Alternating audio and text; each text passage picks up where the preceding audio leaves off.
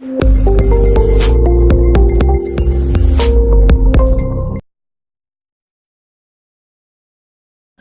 Everyone, greetings from doctor Rashmi homeopathy. आज हम जानेंगे राइटर क्रैम्प्स के बारे में।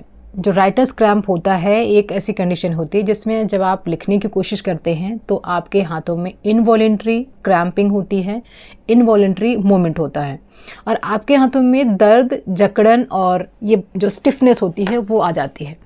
कई बार बहुत सारे पेशेंट को ये जो फिंगर की स्टिफनेस इतनी ज़्यादा होती है कि ये कॉन्ट्रैक्ट और रिलैक्स नहीं हो पाते, एकदम से हाथ अकड़ जाता है। और बहुत सारे पेशेंट्स के अंदर ये जो क्रैम्पिंग होती है, ये जो प्रॉब्लम होती है, यहाँ से लेकर के पूरे बाजू तक आने लगता है और जैसे वो लिखना शुरू करते हैं उनके हाथों में तेज़ दर्द होना शुरू होता है या बहुत सारे पेशेंट के अंदर भारीपन भी आता है। जो भी रिलेशन आपके राइटिंग से हैं, जो भी आप कोई इंस्ट्रूमेंट प्ले कर रहे हैं उस समय आपके हाथों में इनवॉलेंट्री मूवमेंट हो रहा है, ना चाहते हो भी आपका हाथ कांप रहा है या कॉन्ट्रैक्ट नहीं हो रहा है या रिलैक्स नहीं हो रहा है, आपने किसी पेन को होल्ड किया, पेन को आप सही से पकड़ नहीं पा रहे हैं या पेन को पकड़ने पे आपके हाथ ऐसे कांप से रहे हैं, ये सारी जो कंडीशंस होती हैं वो राइटर क्रैम्प्स में होती है। तो आप जब लिखना शुरू करते हैं तो आपकी जो राइटिंग है, पहली चीज़ तो वो पहले जैसे नहीं रह जाती है। जब आप लिखना शुरू करते हैं तो आपके हाथों में ये जो दर्द होता है, जैसे लगता है एक लंबी लाइन में आपको यहाँ पर दर्द होना शुरू होता है, ये शोल्डर तक जा सकता है। थोड़ी देर रिलैक्स करने के बाद थोड़ा बेटर फील कर सकते हैं, लेकिन जैसे ही अगली बार आप लिखना शुरू करते हैं फिर से ये प्रॉब्लम बढ़ जाती है। राइटर्स क्रैम्प की प्रॉब्लम ज़्यादातर जो देखी जाती है वो प्रोफेशनली जिनको रिटन का वर्क रहता है, जो राइटिंग वर्क रहता है, उनको रहता है। बहुत सारे लोग जो इंस्ट्रूमेंट्स प्ले करते हैं उनके अंदर जो फिंगर होती है बहुत ही स्पेसिफिक तरीके से काम करती है, बहुत ही स्पेसिफिक तरीके से उसको यूज़ करना होता है और लंबे समय तक यूज़ करना होता है, तो उनके अंदर भी, प्रोफेशनल्स के अंदर भी ये प्रॉब्लम होती है।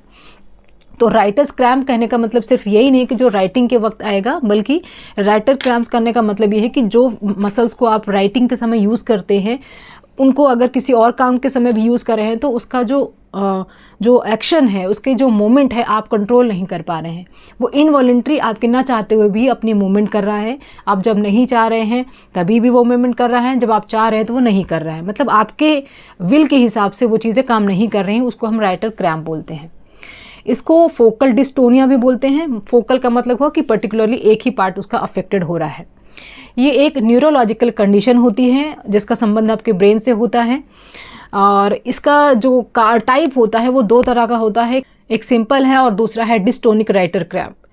जो सिंपल राइटर क्रैम्प है, ये क्रैम्प तभी आपको होगा जब आप काम करना शुरू कर रहे हैं। जब आपने बंद कर दिया तो then you are okay, there is no problem with that. जब आपको डिस्टोनिक राइटर क्रैम्प हो जाएगा तो आपने लिखना बंद भी कर दिया तभी भी आपका हाथ ऐसे अकड़ा सा रहेगा, आप कुछ काम उसमें नहीं कर पाएंगे। अपने हाथ को यूज़ कर रहे हैं तो हाथ ऐसे, इसको ऐसे दबा करके आपको प्रेस करना पड़ेगा या खुलना, एकदम से खुलते हैं हाथ, एकदम से बंद हो जाते हैं। दर्द आपके फिंगर से होकर के शोल्डर तक जाता है और किसी भी एक्टिविटी के समय अगर लिख नहीं रहे हैं तभी भी आपका हाथ जो है उसी कॉन्ट्रैक्शन में बना रहता है। इसके ट्रीटमेंट की अगर हम बात करें तो बहुत सारे लोग हैं जिनको कुछ हीट दे करके आराम मिल जाता है या रेस्ट दे करके आराम मिल जाता है, लेकिन जो प्रोफेशनल्स हैं उनके अंदर बहुत दिन तक रेस्ट भी नहीं दे सकते, इसीलिए इसका ट्रीटमेंट लिया जाता है। एंड अगेन, अगर हम फोकल डिस्टोनिया यानी राइटर्स क्रैम्प का ट्रीटमेंट इनिशियली ले लेते हैं तो ये प्रॉब्लम और नहीं बढ़ेगी, नहीं तो ये जो सिंपल वाला होता है ये आपका डिस्टोनिक राइटर क्रैम्प में कन्वर्ट भी हो सकता है।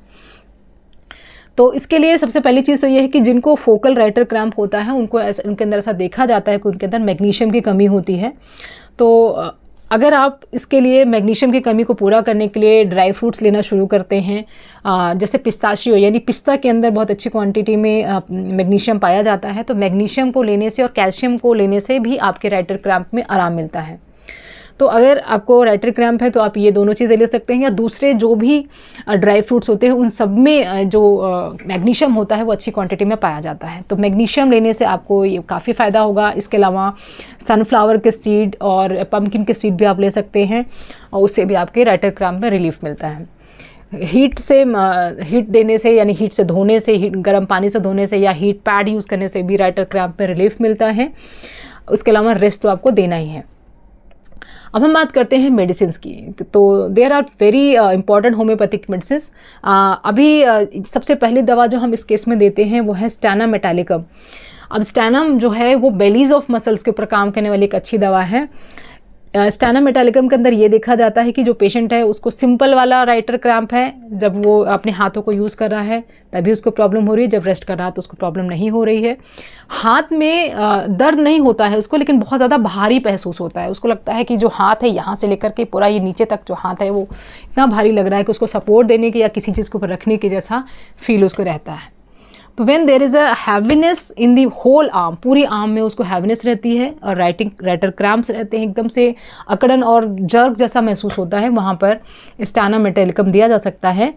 राइटर क्रैम्प के लिए स्टैनम मेटालिकम की 30 पावर अच्छी रहती है। आप इसको 30 पावर में हफ्ते से 10 दिन 20 दिन तक लेंगे, आपको बहुत अच्छा रिलीफ मिलेगा। अगली दवा की बात करते हैं। अगली दवा है मैकफॉस।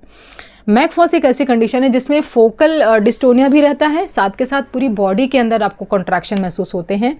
जब भी पेशेंट कुछ गर्म अप्लाई करता है या मसाज करता है तो उसको बहुत रिलीफ मिलता है। जब से पूरा ये प्रेस करता है तो उसको रिलीफ मिलता है। और जो क्रैम्पिंग कंडीशन है वो ऑल ओवर बॉडी कहीं पे भी पाई जा सकती है। ऐसे केसेस में Mag Phos is a good choice. अब मैं आपको बताने वाली हूँ एक स्पेसिफिक दवा जो राइटर क्रैम्प के लिए बहुत अच्छा काम करती है एंड क्लिनिकल इसका रिजल्ट बहुत अच्छा है। That is ferrum आयोड। ये बहुत ही स्पेसिफिक दवा है, इसमें बहुत सारे सिम्टम्स को मैच करने की ज़रूरत नहीं है। जिनको भी ये राइटर्स क्रैम्प है, चाहे वो लोकल वाला हो यानी सिर्फ एक पर्टिकुलर जगह पे हो, सिंपल वाला हो, या जो डिस्टोनिक हो मतलब आपका हाथ ही एकदम मुड़ा हुआ सा रहता है, दोनों के कंडीशन में आप फेरम आयोड दवा को ले सकते हैं। अगेन इस दवा को आपको 30 पावर में लेना है। एक और इम्पॉर्टेंट मेडिसिन है जो आप इसमें ले सकते हैं, वो है जलसीमियम। जलसीमियम को आपको तब लेना है जब आपको लिखने के समय हाथ इतने कांपते हों कि आपका साइन भी गलत बन जाता हो। मेरे पास एक पेशेंट थे, उन्होंने बैंक में अपना साइन करके दिया था और उनका साइन उनके पिछले साइन से ही मैच नहीं होता था। बार बार उनको ये प्रॉब्लम आ रही थी, 2-3 बार उनको रिटर्न आ गया उनका जो चेक था। रीज़न क्या था कि वो जो है जब भी लिखने लगते उनका हाथ इतना कांपता था कि वो पहले जैसा राइटिंग ही नहीं बना पा रहे थे। तो ऐसी कंडीशन में जलसीमियम उन्होंने यूज़ किया था, तब उनको काफ़ी ज़्यादा रिलीफ मिला था।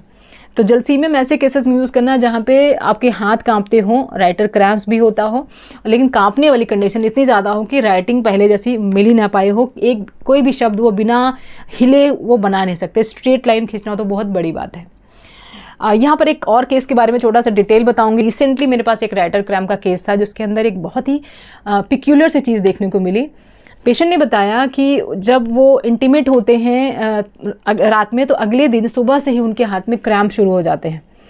ये बहुत ही अजीब कंडीशन थी, ऐसा केस मुझे नहीं मिला था, लेकिन जब हमने इस केस को रिपर्टराइज किया तो इसके अंदर जो दवा निकल के आई वो एसिड फॉस थी। तो एसिड फॉस दिया जाएगा ऐसी कंडीशन में जहाँ पर भी कोई भी सेमिनल एमिशंस के बाद आपको कोई भी प्रॉब्लम आती हो, वीकनेस आती हो, ट्रेमलिंग होने लगती हो या दिमाग बहुत ज़्यादा चलने लग जाता हो, तो कोई भी चीज़ जो सेक्सुअल एक्सपोजर के बाद जो है आपको परेशान करती हो, वहाँ पर एसिड फॉस दवा अच्छा काम करती है।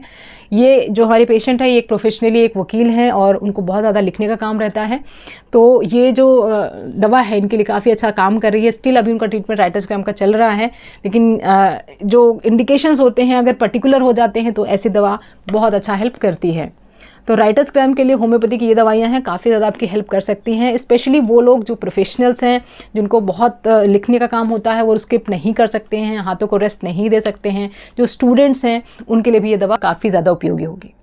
तो आई होप कि राइटर्स क्रैम्प के बारे में ये इन्फॉर्मेशन आपको पसंद आई होगी। अगर आप मेरे साथ कोई ट्रीटमेंट बुक करना चाहते हैं तो व्हाट्सएप नंबर 7017991940 पर व्हाट्सएप करके आप अपना स्लॉट बुक कर सकते हैं। अगर आपने मुझे इंस्टा पे फॉलो नहीं किया तो आप मुझे फॉलो कर लें, वहाँ पर भी मैं ऐसे ही हेल्थ रिलेटेड जो है रील्स डालती रहती हूँ, जिसकी डिटेल्स आपको डिस्क्रिप्शन में मिल जाएंगी। Wishing a very good health. Thanks for watching.